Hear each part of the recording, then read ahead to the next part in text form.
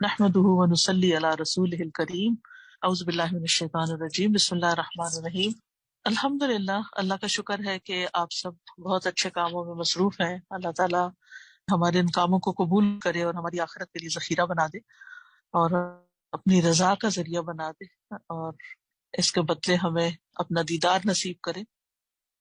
لیکن ہم سب انسان ہیں، اور انسان ہونے کے ناطے ہمارے اندر جہاں ایک طرف کام کرنے کا جذبہ ہوتا ہے، وہاں کبھی کبھی سستی بھی آ جاتی ہے۔ کبھی عبادات میں سستی آ جاتی ہے، کبھی دین کے کام میں سستی آ جاتی ہے۔ سستی کا مطلب ہوتا ہے کہ انسان دین اور دنیا کے کام، یعنی ایسے کام کرنے سے بوجھل ہو جائے جن کے کرنے سے اسے بوجھل ہونا نہیں چاہیے۔ یعنی نماز آنکھوں کی ٹھنڈک ہے، اور اسی طرح ہمارا دین کا کام جو ہے، قرآن کی تعلیم دینا اور لینا، دونوں ہی ایمان بوسٹنگ چیزیں ہوتی ہیں۔ لیکن ہم کبھی کبھی انسان ہونے کے ناطے کبھی بیمار ہوتے ہیں، کبھی کمزور ہوتے ہیں، کبھی تھک جاتے ہیں، کبھی بوجھل ہو جاتے ہیں۔ تو پھر کیا کیا جائے جب ایسی کیفیت ہمارے اوپر طاری ہو؟ تو بیسیکلی دیکھا جائے تو سستی جو ہے نا، دو طرح کی ہوتی ہے۔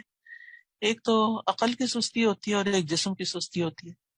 عقل کی سستی یہ ہے کہ انسان غور و فکر نہ کرے، سوچنا چھوڑ دے، کسی چیز پہ فوکس نہ کر سکے، اور اپنے دماغ کو استعمال نہ کرے۔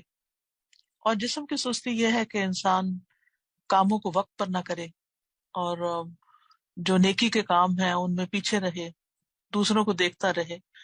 تو نبی صلی اللہ علیہ وسلم نے سستی سے پناہ بھی مانگی ہے۔ تو سب سے پہلی چیز تو یہ ہے کہ انسان دعا مانگنا شروع کر دے کہ یا اللہ تو میری سستی دور کر دے، جب کبھی ایسی کیفیت اپنے اوپر آئے۔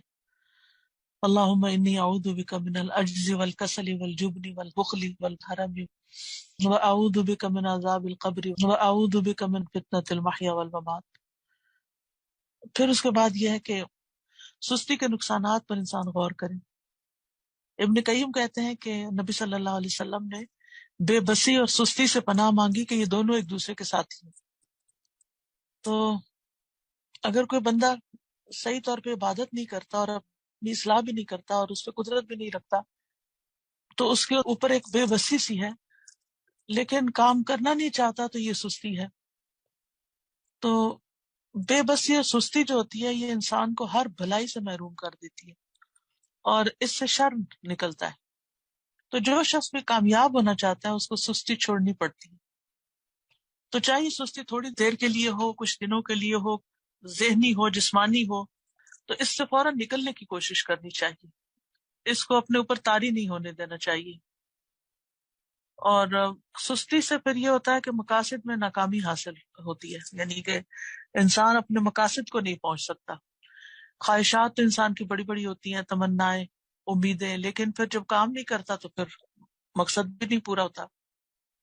تو سستی کے خلاف ایک یعنی جنگ کرنی پڑتی ہے انسان کو بیسیکلی۔ اس کے بہت سے اسباب ہوتے ہیں۔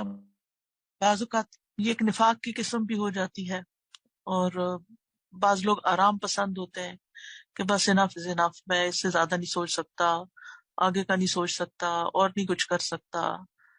آرام پسندی بڑا مشکل ہو گیا ہے، اٹس ٹو مچ فار می۔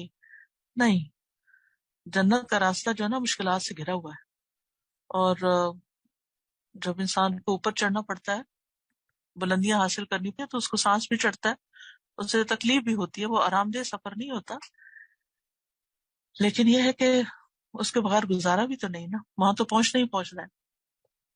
تو یہ جو آرام پسندی ہے، اس کو ترک کرنا چاہیے۔ ٹھیک ہے، ضروری آرام، دن کا قیلولہ، رات کا آرام، بس کافی ہے۔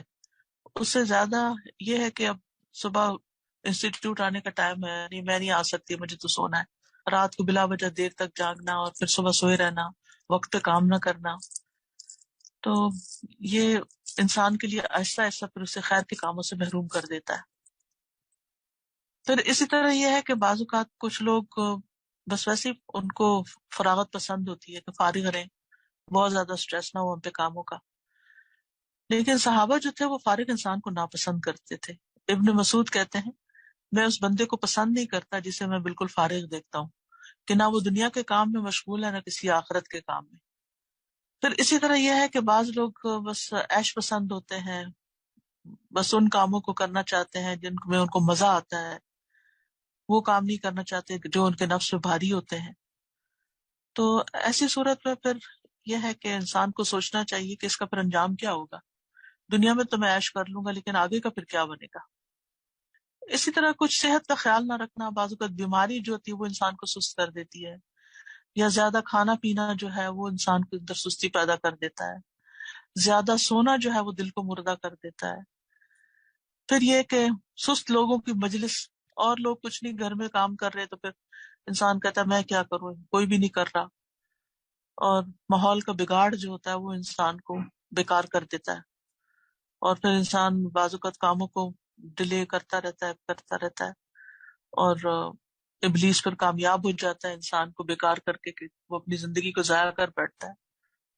تو انسان کی عبادات بھی متاثر ہوتی ہیں، خدمت خلق متاثر ہوتی ہے، ریلیشن شپ متاثر ہوتے ہیں.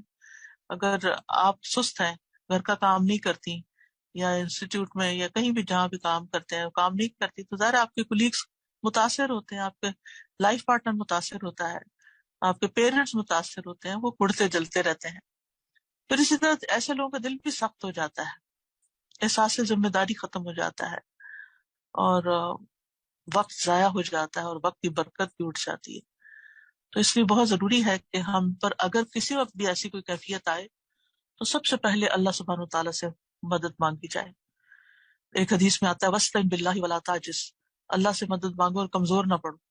پھر یہ کہ اللہ تعالیٰ سے پناہ طلب کی جائے، اور صبح اٹھنے کا وقت مقرر کیا جائے، اور پھر باقاعدہ اچھی طرح وضو کیا جائے، کیونکہ اچھی طرح وضو کرنے سے شیطان جو ہے اس کے جو اثرات ہوتے ہیں سوتے وقت انسان کے اوپر وہ ختم ہو جاتے ہیں. پھر ذکر اور نماز سے دن کا آغاز کیا جائے، اور پھر یہ کہ سابقین کی زندگیوں کے حالات کا مطالعہ کیا جائے، اور یہ بھی ذہن میں رکھا جائے کہ سستی جو ہے منافقین کی صفات میں سے ہے. پھر یہ کہ باقاعدہ ورزش کا بھی کوئی پلان کیا جائے، اسٹریچز، ورزش، بریدنگ ایکسرسائزز، یہ بہت ضروری ہے ہم میں سے ہر ایک کے لیے. کچھ نہ کچھ واک کے لیے وقت نکالنا، راتوں کو زیادہ نہ جاگنا، ٹائم پر سونا. پھر اسی طرح یہ کہ اچھے لوگوں کی کمپنی اختیار کرنا جو اس کو وتواصوا بالحق وتواصوا بالصبر کریں. عیش پرستی چھوڑنا، بیکار قسم کی چیزوں میں دلچسپی نہ لینا. آج کل جو بہت زیادہ لوگوں کو متاثر کر دیا اور سست بنا دیا وہ میڈیا ہے، فون ہے، یہ مختلف چیزیں ہیں جن کو لے کے بیٹھے رہتے ہیں لوگ اور پھر کرنے کا کام نہیں کرتے. تو ابن الجوزی کہتے ہیں سستی کا سب سے مفید ترین علاج یہ ہے کہ محنت کرنے والے لوگوں کی سیرت میں غور کریں. یعنی جو لوگ محنتی ہیں ان کی زندگیوں پر غور کیا جائے کہ وہ کس طرح جیتے. تو یہ چھوٹی سی چند ٹپس ہیں جن سے انشاءاللہ تعالیٰ آپ فائدہ اٹھا کے اپنے اوپر قابو پا سکتے ہیں، تاکہ جو کام آپ کر رہے ہیں اور بھی بہترین طریقے سے آپ کر سکیں.